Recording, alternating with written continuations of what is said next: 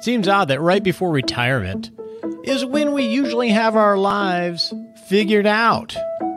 We got our friends, we got our neighborhood, we got our work. We're probably better off financially than we've been in any other time in our life.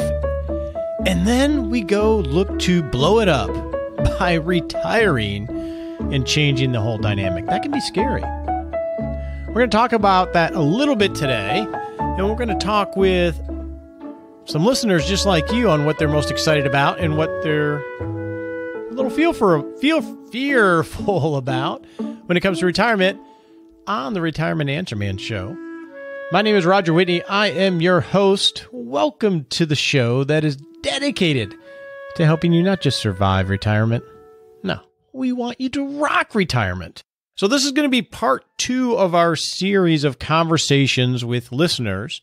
But before we get to that, in the Hot Topic segment, I want to talk with you about one of the things that I think people struggle with that they may not necessarily identify.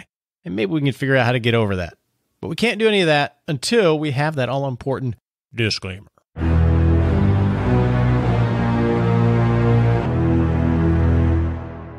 Hey, if you're new to the show, it's real simple. Don't take advice from me on this show. I don't know anything about you. You don't know me. So before you make any decisions, talk to your legal advisor, your tax advisor, or your financial advisor. This is just helpful hints and education. Now let's go talk about the thing that might be holding you back.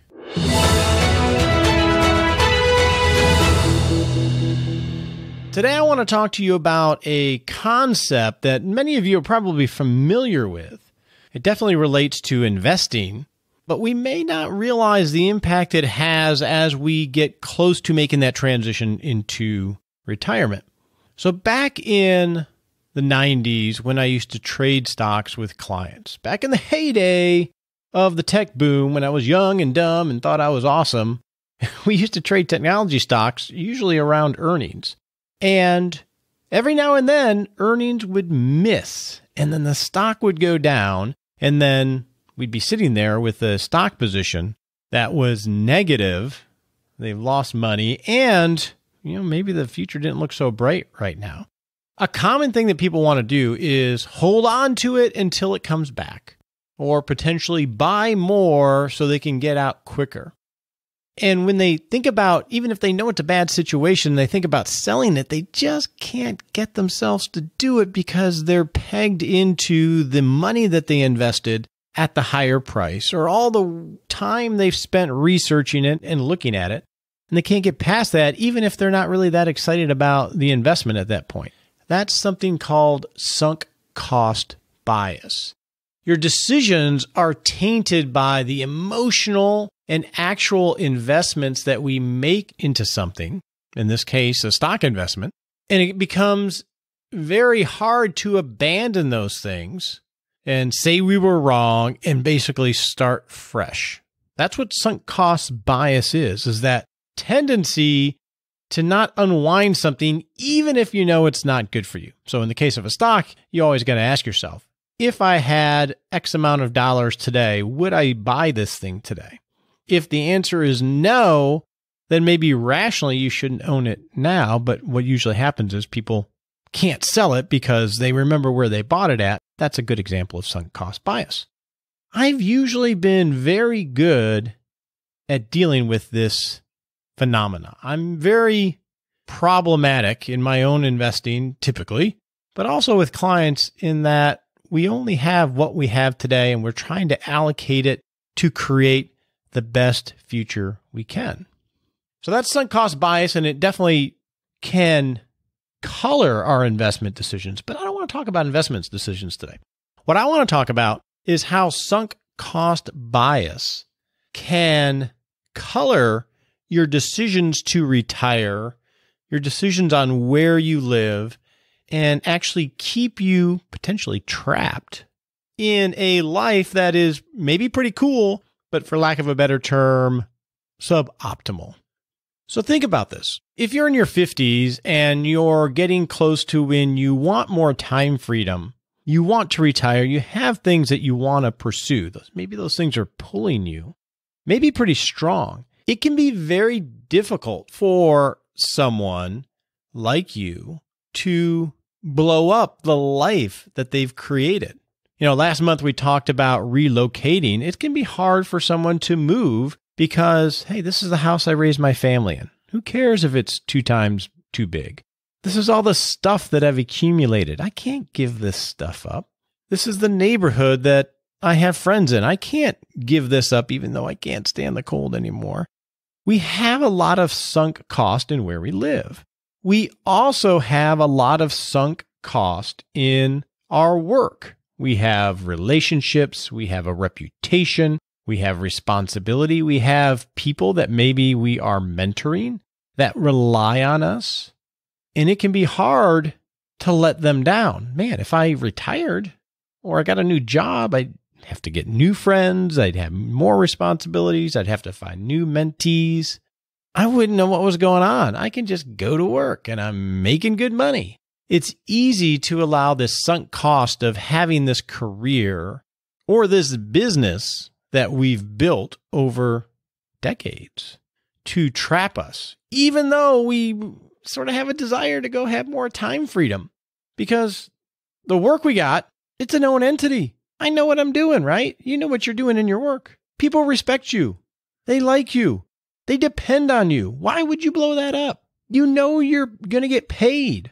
Maybe you're going to get paid very handsomely for something that you do. Why give that up? So this is some of the logic that goes in the head, especially when you look forward to, well, if I retire, I'm retiring by definition for most people in the highest earning years of their life. And that seems silly. Why would I retire in the highest earning years of my life?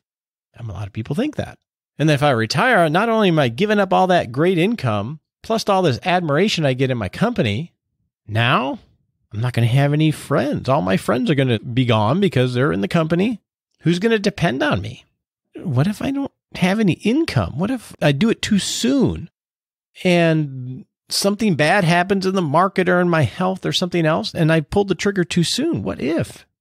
This is the kind of conversation and the kind of calculation that we go through when we're getting close to making that decision. It can be really intimidating. And so sunk cost bias is, man, I got, this emotional investment. I got all this economic investment in my company. I can just work another year. Why not? Work another year, make this great income, be needed.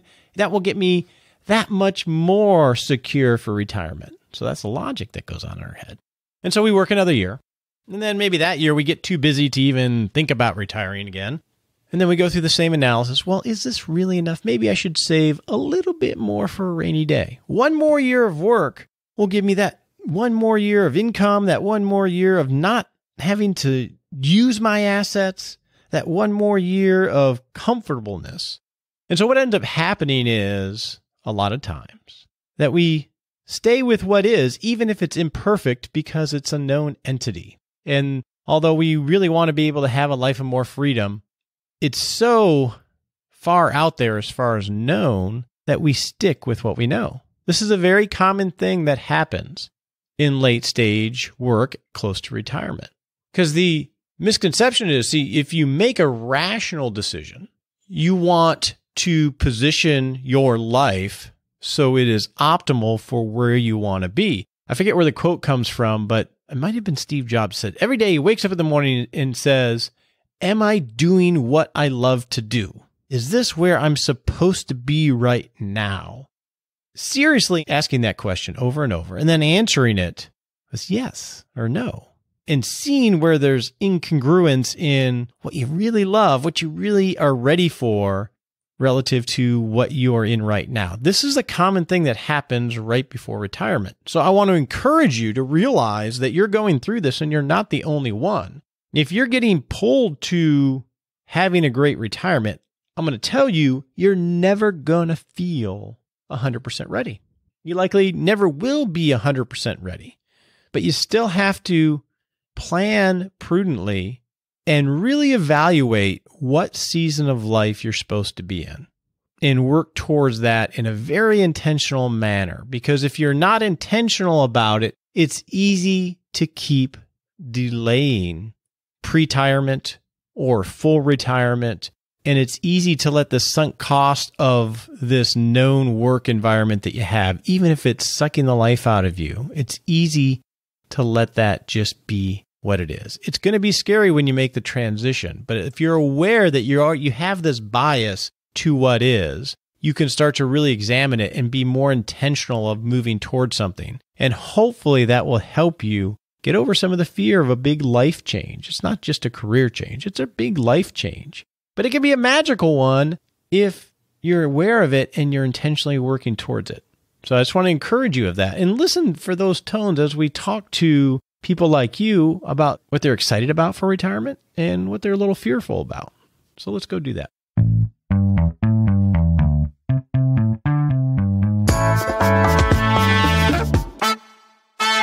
So Wendy, you are close to what I call pretirement, right? You're out of the full-time workforce for working for a company. What are you most excited about as you think forward from here? Participating in a number of the things I've been wanting to do that are not work-related, like hiking, getting back. I do a lot of needlework, but there's certain, I've just not been able to spend the time on it that I want to. And then going to visit my kids who now live in other states. Okay. That time freedom. Let's flip it around. What are you most anxious about as you look forward? Being really good about self-management. Do you mismanage yourself often? No. No, but, for 33 years, I've walked into the door of a company. And my husband, on the other hand, has never worked for anybody else. So I know that I work hard, but it's just going to be different working alone, probably being alone more in terms of my work, and then kind of making myself as productive as I can without this sort of superstructure over me. Yeah, I totally get that. I totally understand that. Okay, thanks for sharing. Yeah. What are you most excited about when it comes to pretirement? Well, I think the time freedom and the creative freedom that it's going to bring. I'm looking forward to the opportunity to create that future and have take all these life experiences that I've rolled together so far and to find utility and find value that I can bring to others in doing that. So it just opens up a whole different avenue that historically I've been constrained by the need to earn income or the need to provide for certain family needs. And now this season is more about expressing myself in the marketplace in a very different way. So I'm looking forward to that. Very cool. And then the opposite. What worries you most when you think about this? I think that, the lifetime, the unknown of how lifetimes are extending, and that's a good thing as health improves and technology and medicine improves, that we don't outrun these resources that we're putting in place. And so, for me, the pretirement mindset is one that gives me infinite ability to extend that and gives me a lot more security. But, the traditional model of just going to Florida, sitting on the beach, golfing every day, that doesn't appeal to me. But if you get to that place health-wise, that you need to rely on just those assets, you want to be sure you're ready and that you've got agile approach to that. So not having a pension and I can't draw upon my elders for a lot of advice on that because they're not experiencing that kind of retirement that people our age are going to have to self-create. And so that's a new paradigm for all of us, and we're going to learn together by experimenting and doing. So that can be nerve-wracking if you do it alone. So you are very close to retirement. What are you most excited about?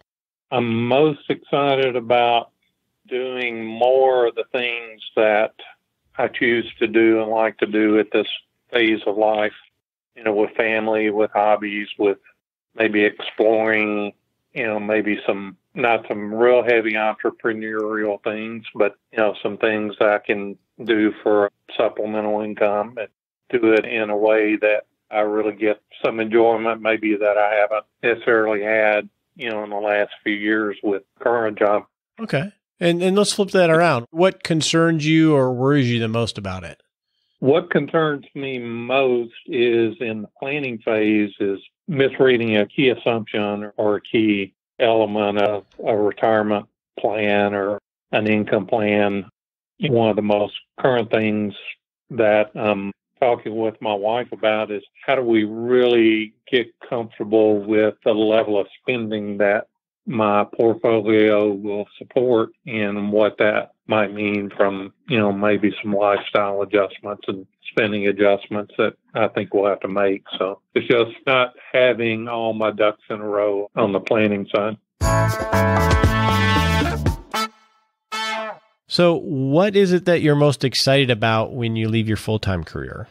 Well, I'm really excited about listening to more of your shows on the pre-retirement. So you're trying to figure out pretirement. I really am. The in-between. The in-between. Yep. Okay. And what are you most cautious or anxious about when you think of leaving your full-time career? Will I have enough money? Yeah. That's always a question. Yeah. And I have a great retirement system. I'm in the Wisconsin retirement pension system.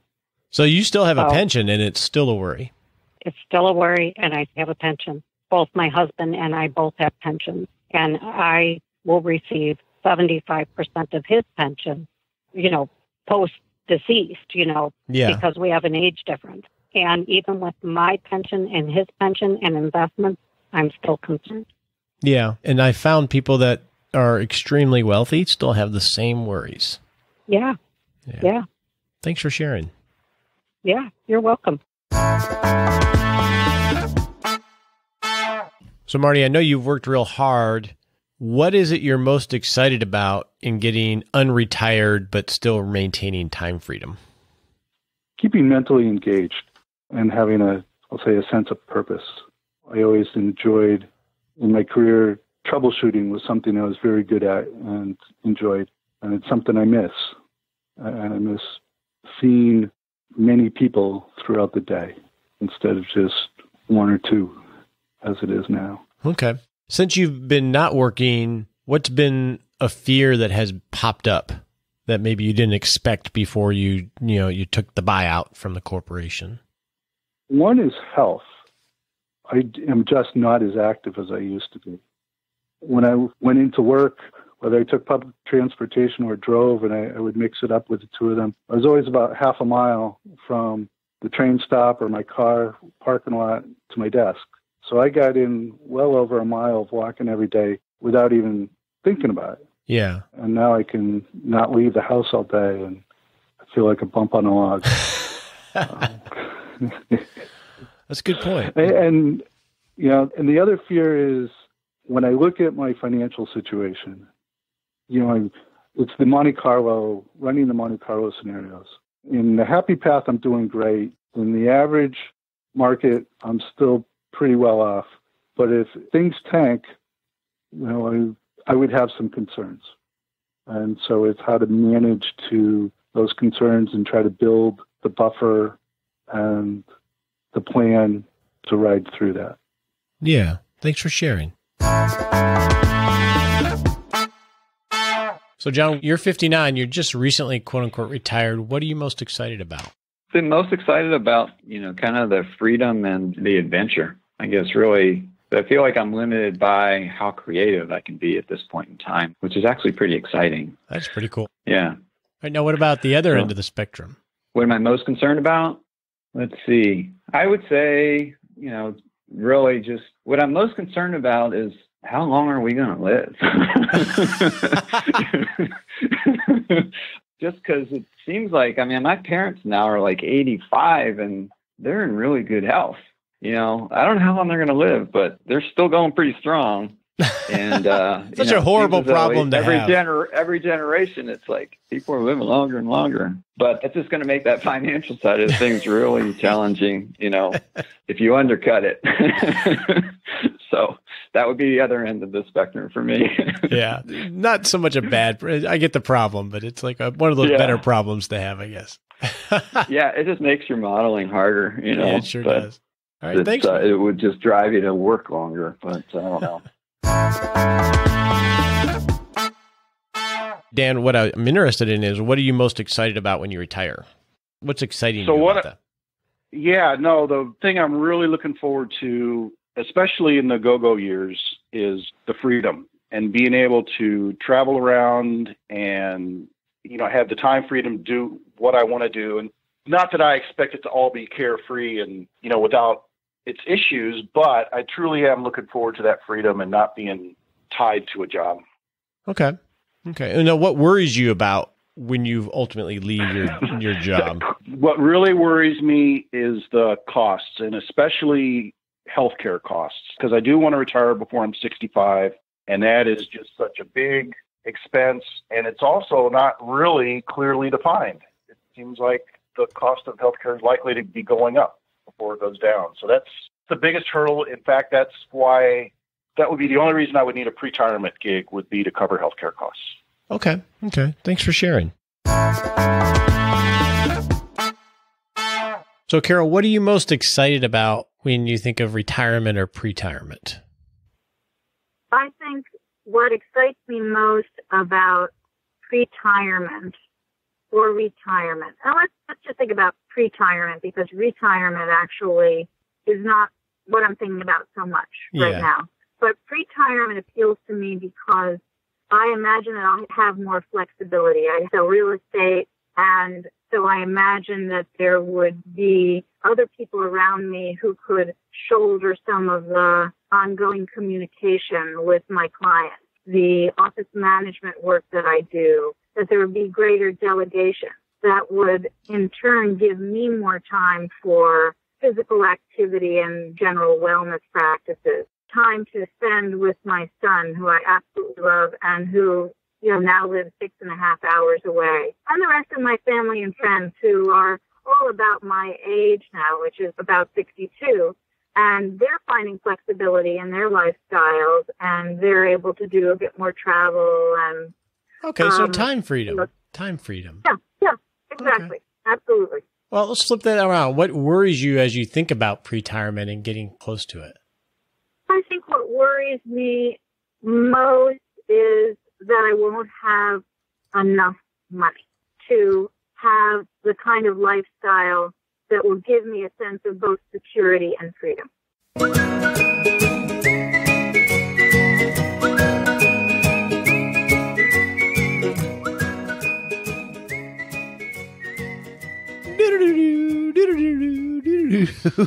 Welcome to the Happy Lab. I don't know where that music came from. This is the segment where we noodle on how to live a happier life and just sort of have fun. So, Nicole, first off, how is the clubhouse going, the construction? I think it's going awesome. How's your thumb? Because I know you've been hammering it. Really? No, you can swing a hammer. That means I can't type. Can I have a week off work? What? I can type. I'm a good typist. One thing I noticed through the 60 conversations I had with listeners on this whole Rock Retirement Club, and I don't know why, it didn't surprise me, but I came away feeling pretty cool about it. I'm very happy about it. Is one, everybody I talked to were very intentional, had great values, were solution-oriented, and just really nice people. That's awesome. I'm not saying that surprised me, but I didn't expect it to that extent, this homogeneous group. And what I think that, and this is about how do you live a happier life, and this is what makes me excited about the Rock Retirement Club, is I think that's sort of how a podcast works in a way, is that the people that don't agree, that don't like me, or don't like you, they just stop listening. So you end up... I've never met anyone that did not like you. So that's really hard for me to imagine, but... I thought you were going to say that did not like you. No! But I think this is really encouraging, and it goes to the point of life is better, life is happier when you surround yourself with like-minded people, right? Because you know that old... Yes, you got to find your tribe, right? You got to find your group, your posse. Nicole, you are part of my posse.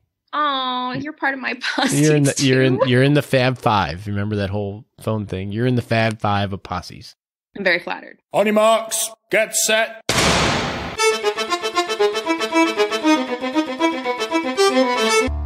In the next 7 days, let's go set a little baby step to creating a great life. Now, here's a question on your posse. Who are your Fab Five? Do you know who they are? Can you identify them? Are you happy with those Fab Five? Why don't you identify them and go call them, text them, do whatever it is you do, and let them know they're in your Fab Five. I bet you that'd make them happy. I think it would.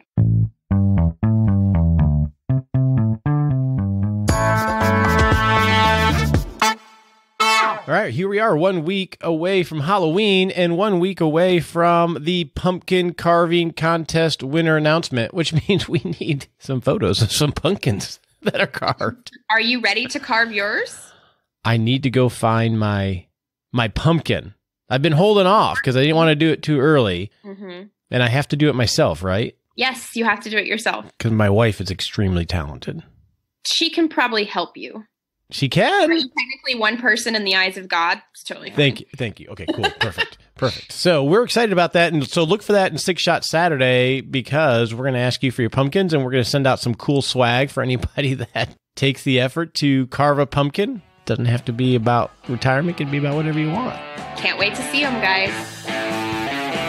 We appreciate you joining us today for this episode of Retirement Answer Man. Be sure to visit rogerwhitney.com/answers to access the Retirement Answer Library with over 30 checklists to help you make the most of the only life you have. Remember, you have more power than you realize to create an amazing life starting today with Retirement Answer Man. The opinions voiced in this material are for general information only and are not intended to provide specific advice or recommendations for any individual. All performance referenced is historical and no guarantee of future results. All indices are unmanaged and may not be invested into directly. Have a wonderful day.